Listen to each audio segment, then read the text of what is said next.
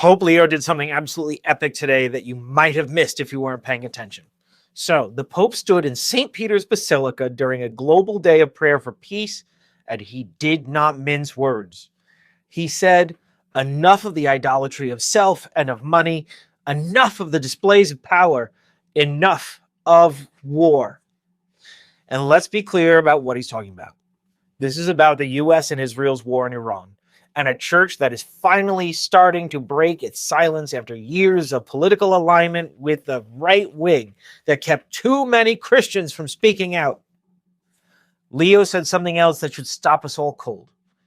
Even the holy name of God is being dragged into discourses of death. That ain't subtle. That is a direct challenge to leaders and movements using religion to justify violence, including voices around Donald Trump and figures like Pete Hegseth and Benjamin Netanyahu, who frame this in almost sacred terms. And then he said this to world leaders: stop. It is time for peace. Sit at the table of dialogue, not the table where rearmament is planned and deadly actions are decided. Now, if you're rolling your eyes and thinking, well, here we go again, more thoughts and prayers, I get it. Trust me.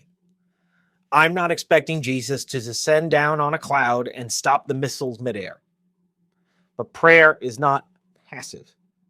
And Pope Leo addressed that head on, saying, it's not an anesthetic to numb the pain provoked by so much injustice, but rather in prayer, human thoughts, words, and deeds break the demonic cycle of evil and are placed at the service of the kingdom of God.